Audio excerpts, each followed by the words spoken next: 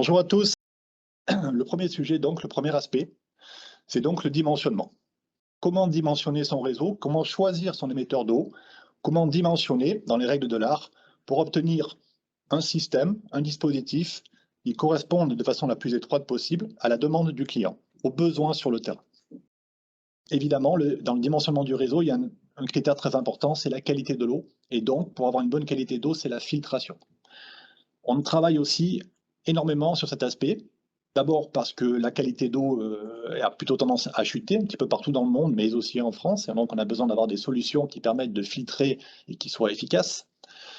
Et on doit évidemment tenir compte de ces sources en eau, mais aussi de l'avancée, des progressions, de l'innovation que l'on a sur les émetteurs d'eau. On est de plus en plus sur des bas débits. En goutte à goutte, ça fait longtemps on est passé en dessous des 1 litre heure. On a des offres produits qui sont en dessous des 1 litre heure. Et on sait très bien que lorsqu'on est en bas débit, il est important d'avoir une qualité d'eau importante pour protéger le produit, le produit bas débit, qui peut être plus sensible qu'un produit haut débit, évidemment.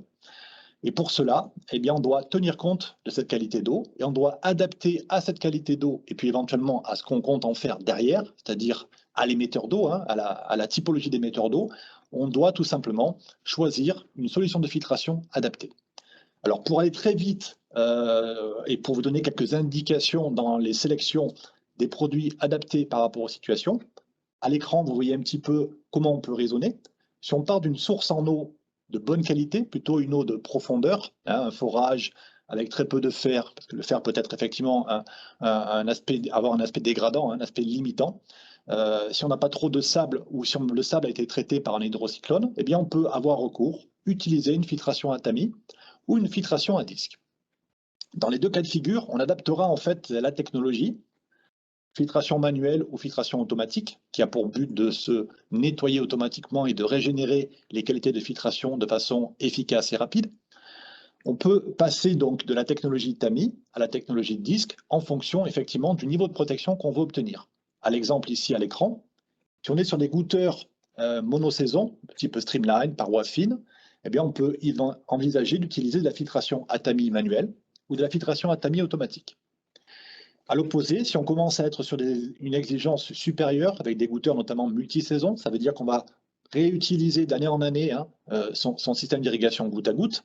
Il est évidemment de parois d'épaisseur plus importante.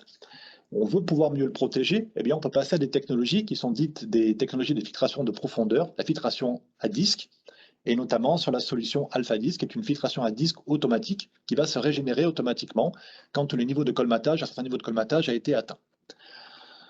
Quand on est en aspersion, eh bien, on peut distinguer la micro-aspersion de l'aspersion classique. Si on est en micro-aspersion, on est souvent sur des débits assez faibles, souvent moins de 100 litres heure, et on peut être amené à vouloir protéger en utilisant notamment de l'automatisme, de la filtration automatique, soit un tamis, principalement un tamis, dans ce cas de figure d'une eau de bonne qualité.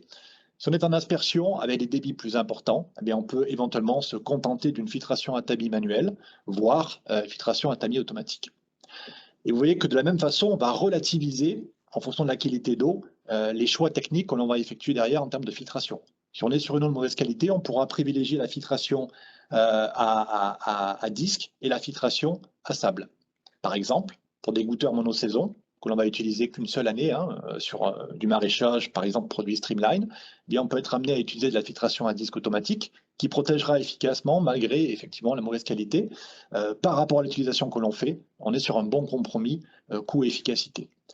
Si on est sur des goûteurs multisaisons, goûteurs parois épaisses, arboriculture, des choses que l'on veut rendre pérennes, on veut utiliser pendant plusieurs années, eh bien on peut être effectivement amené à utiliser une filtration de profondeur de type sable, filtration à sable, qui va apporter la plus grande efficacité face à une eau de mauvaise qualité qui éventuellement effectivement peut contenir des contaminants biologiques.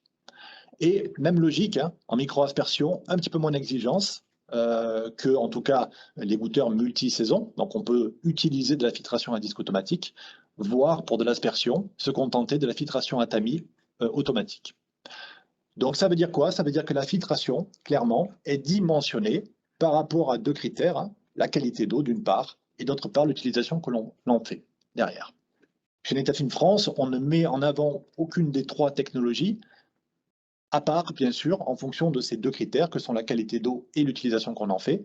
Et on veut effectivement, pour chaque cas de figure, pouvoir apporter le meilleur compromis et répondre aux besoins en fonction de la qualité d'eau, encore une fois, et de l'application qu'on va réaliser derrière. Nouveau, un catalogue peut vous aider, vous aiguiller, apporter plus d'informations pour vous aider à déterminer la bonne solution. C'est le catalogue filtration chez nous, numéro 3 donc, dans lequel vous trouverez également beaucoup de critères de choix et qui se veut évidemment très précis pour vous aider à faire un choix, une sélection opportune.